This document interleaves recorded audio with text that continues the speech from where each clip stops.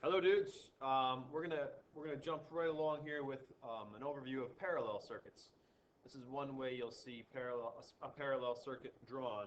You could also see this or a similar circuit drawn like this. You'd have the source, and you could have one resistor, two resistors, three resistors. That's also another way to do a parallel circuit.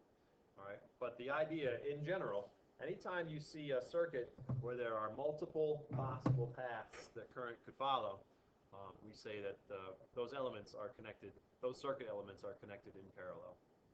Okay, so the nice thing about the lab we did about series circuits is that it can tell us a lot of the things we know, or a lot of the things we need to know about parallel circuits. All right, and so one thing we can do for sure is say we can apply the loop rule.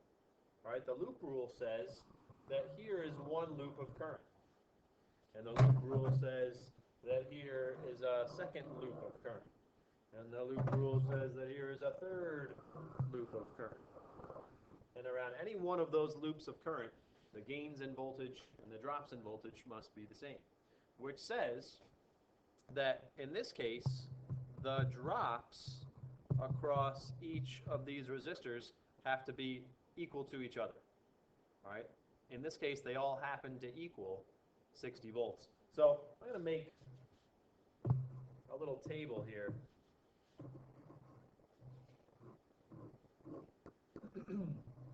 And let's see, we can do like the source and then 1, 2, and 3. Okay, so that we know the voltage across the source is 60 volts. That means that each of these are all 60 volts. So says the loop rule. Okay. Now, if you notice, I give you, don't worry about that, I give you resistor 1 4 ohms. I give you resistor 2 12 ohms. I give you resistor 3 6 ohms. Well, that means that we know 2 of any 3 elements in Ohm's law. V equals I times R. All right, so that means we can say, well, if V is IR, then I is V over R. Well, this is, let's see, 60 volts and 4 ohms, so that's 15 amps. And let's see, this is 12 amps, and this is 10 amps.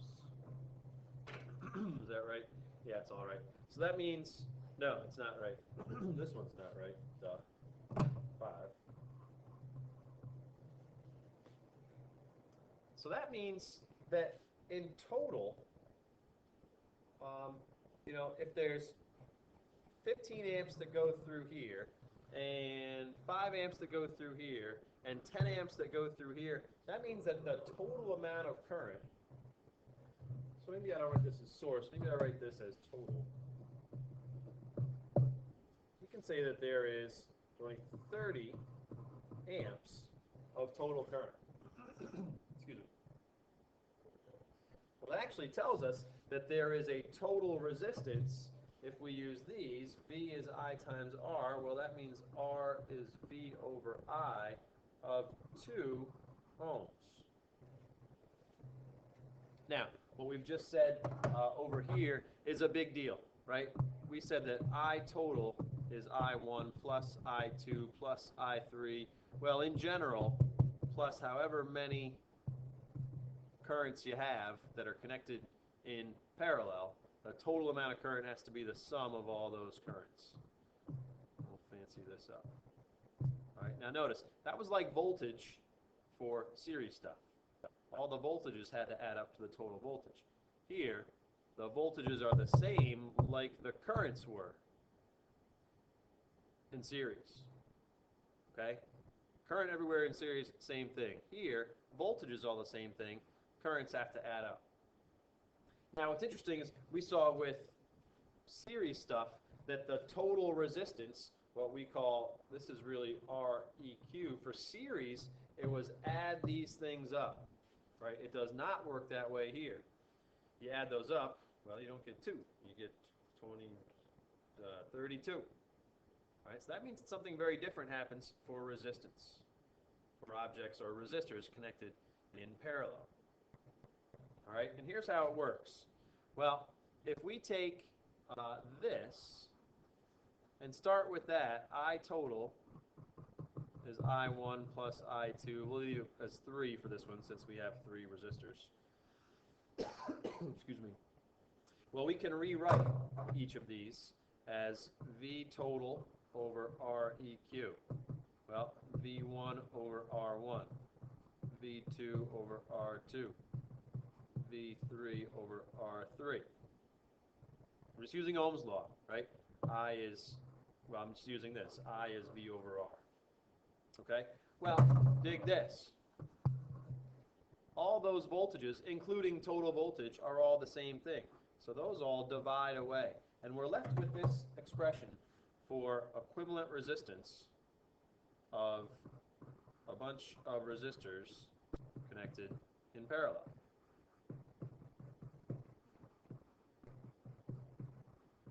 In general, plus however many you have. Okay? Very different from the series expression, where if you want the equivalent resistance, we just add up all the individuals. All right? So if we run a little check with this, we were able to find equivalent resistance by using Ohm's law. You won't always be able to do that. All right? If you know all the resistors, you can find equivalent resistance. Let's just make sure this works. Let's see. 1 over REQ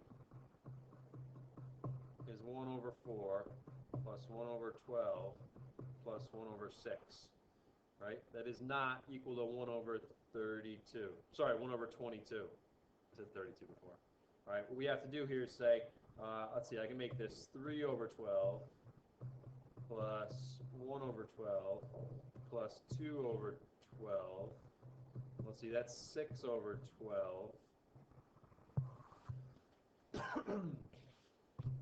Sorry. Oh, no. Yep, yeah, good. Well, notice, it looks like we should say, well, isn't that 1/2? Well, remember, that's 1 over REQ. So if 1 over REQ is 6 over 12, then REQ is 12 over 6, or 2 ohms. Oh yeah, check. That works out. When we solve using Ohm's law. All right, the beautiful thing about these problems, I don't know if I said it in the other, I did, in the other video, is that the numbers always work out. All right, they might not always be nice, round, perfect integers like these, right? But you should almost always be able to check if you've done things right. Here we know we've done it right because, well, when we said here are all the currents and we added them up to get this, well, that means we had to get an equivalent resistance of 2 ohms. Well, that checks out with our other way of finding equivalent resistance. So we can tell we did this thing right here. All right, this tool here, this kind of table or chart can be really, really helpful. All right, it's not a must, but for a lot of people, it really, really helps.